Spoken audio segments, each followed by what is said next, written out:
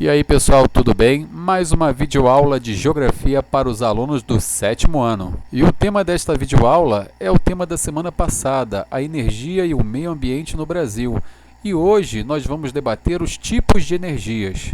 E bem pessoal, na semana passada nós debatemos a matriz energética, o que significa matriz energética. Debatemos também se as fontes de energias eram renováveis ou não renováveis e debatemos se ela é limpa ou suja. Vamos começar pelas fontes de energias tradicionais, aquela que vem proveniente principalmente do petróleo, um combustível fóssil. Pessoal, chamamos de combustível fóssil todos os combustíveis que levaram muito tempo para serem processados, principalmente vindos de seres vivos. Pode ser um animal antigo ou até mesmo uma planta. E nesse critério se encaixa todos os combustíveis derivados do petróleo. Afinal de contas, o querosene de avião, a gasolina, o óleo diesel, a parafina, os solventes, tudo é uma questão de temperatura que você vai cozinhar o petróleo. Cada faixa de temperatura é responsável por fazer o processo de destilação de um determinado produto do derivado do petróleo. Cada faixa de temperatura em que você cozinha o petróleo, você tem um determinado produto que vai ser destilado.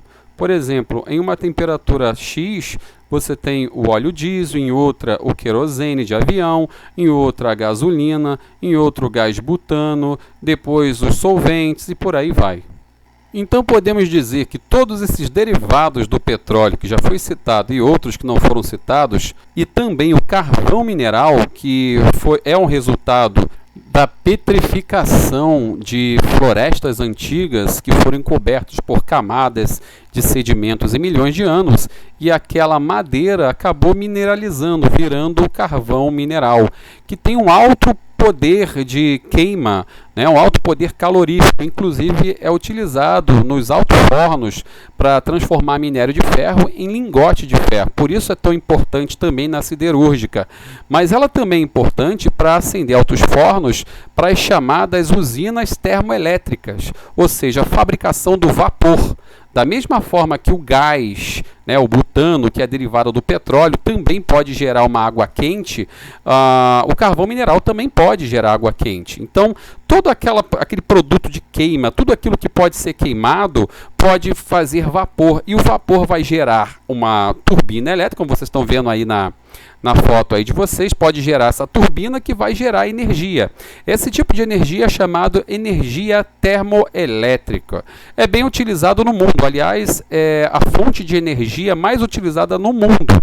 O Brasil, eles utilizam mais as hidrelétricas, porque o Brasil é muito rico em rios encachoeirados, por ser um país, na sua grande maioria, tropical. Entretanto, países como os Estados Unidos ou países da Europa, que não fazem parte dessa faixa tropical, faixa intertropical, eles têm uma deficiência de rios encachoeirados. Então, eles fazem mais uso dessas fontes termoelétricas, que, aliás, são fontes poluidoras e não renováveis. Por isso são fontes que hoje a Europa, a maioria dos países da Europa, estão tentando trocar por fontes renováveis e limpas, tais como as usinas hidrelétricas ou as chamadas fontes alternativas, que a gente vai falar daqui a pouco, que é a usina de energia solar, a energia eólica, energias que geralmente não poluem, não têm um impacto ambiental da poluição atmosférica, e também são energias, na sua grande maioria, renováveis. Bom, pessoal, vamos lá.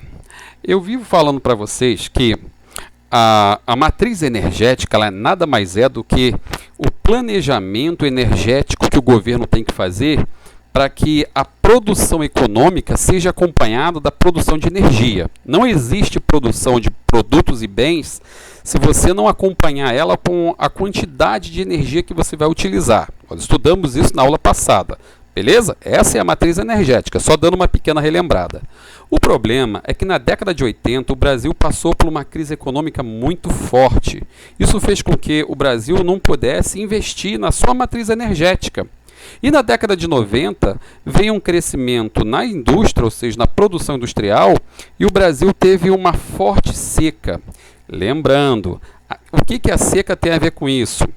Boa parte da energia brasileira vem da fonte da eletricidade produzida através das hidrelétricas.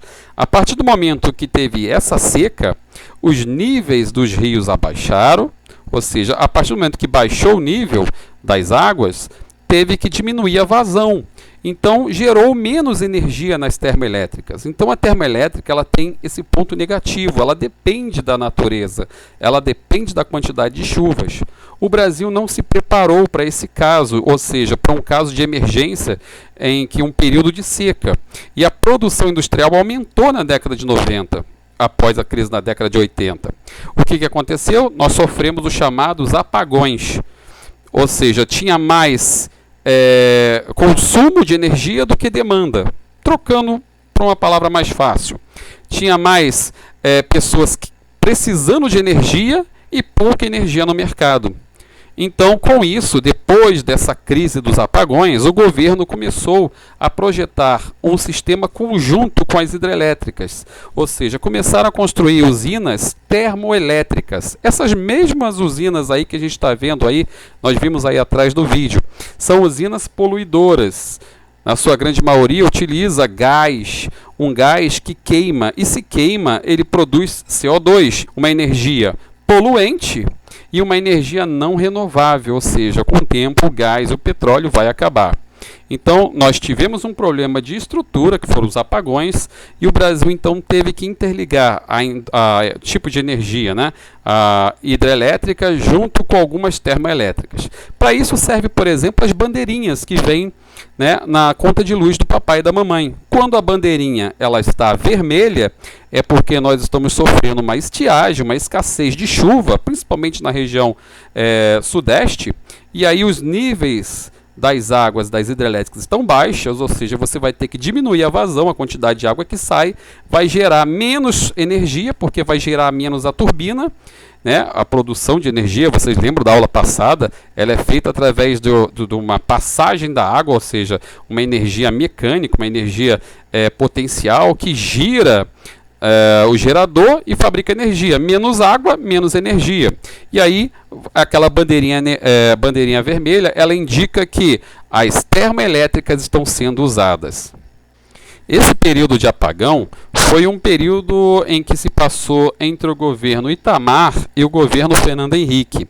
Após esse período, no governo Lula e no governo Dilma, o Brasil procurou investir na sua matriz energética, produzindo as termoelétricas que iriam complementar as hidrelétricas e investindo na construção de novas usinas hidrelétricas, como foi o caso de Belo Monte, no Pará.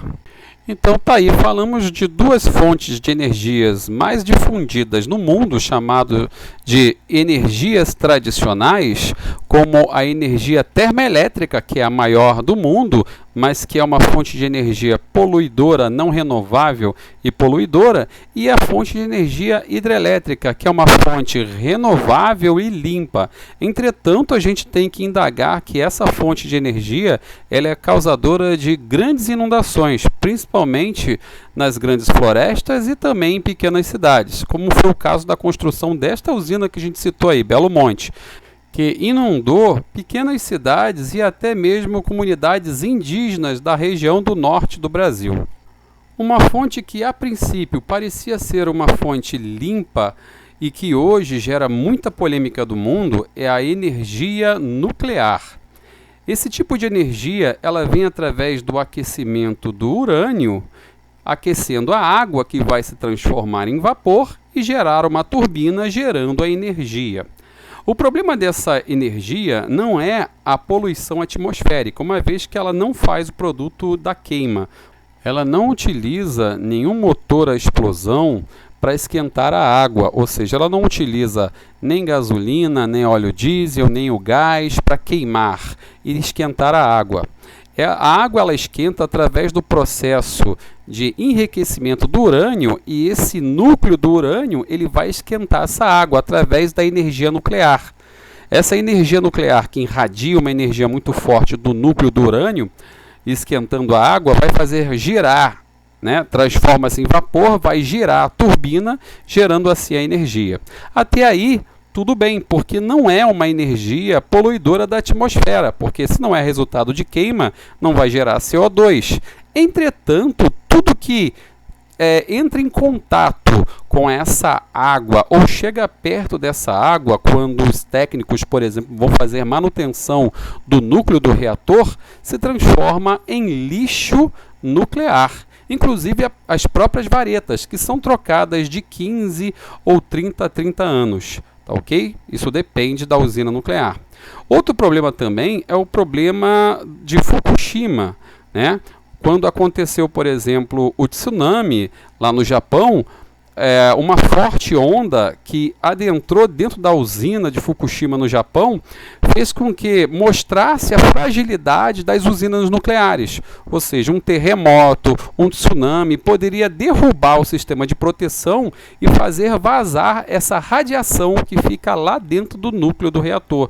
Então, parece ser a princípio uma energia limpa e que não vai fazer mal ao homem, mas que depois a gente vai ver que pode ser, o custo dessa energia pode ser cobrado muito caro em caso de um desastre natural. Então nós temos os aspectos positivos, que é considerado uma energia limpa, mas os aspectos negativos superam esses aspectos positivos, porque há uma representação de um perigo muito forte em cima de usinas nucleares. Por isso, elas estão sendo desativadas na Europa, onde ela é mais comum, e também no Japão. E em seu lugar, os países estão preferindo investir nas chamadas energias alternativas, energia limpa e renovável, como é o caso, por exemplo, da energia solar ou energia eólica. Entretanto, esses tipos de energias, chamados de energias complementares, ele tem um ponto negativo. Por exemplo, a energia eólica, ela não pode ser estabelecida em qualquer região. Geralmente a região ela tem que ser longe de grandes relevos e um local onde venta constantemente, para que as pás, né, que movimenta os cataventos eólicos possa girar constantemente, ou seja, não possa parar. E a energia solar, ela só vai acontecer de fato, né, de dia, porque o sol só brilha de dia. À noite, a rede de energia vai ter que complementar de outra fonte. Por isso, esses países eles tendem a mesclar esses tipos de energias, as energias tradicionais e as energias complementares, as chamadas energias sazonais. Por exemplo, de dia tem esse tipo de energia e de noite nós temos a troca por outra fonte de energia. Além do que, um dos pontos negativos desse tipo de energia complementar é a tecnologia envolvida ainda ser muito caro. Os painéis solares, o inversor que transforma a energia contínua em alternada, tudo isso é muito caro, inclusive o catavento. Há esperança que com o tempo e com a evolução da tecnologia, esses produtos caiam de preço e aí ela possa ser mais acessível à população de mais baixa renda. E aí então a população vai poder fazer um uso maior desse tipo de energia. Não podemos esquecer também que nós podemos reaproveitar produtos do nosso dia a dia para fabricar também energia. É o caso, por exemplo, de aterros sanitários, que capta e aproveita o gás vindo do lixo. É isso que vocês estão ouvindo. O gás também pode ser produzido pelo lixo, principalmente o lixo orgânico.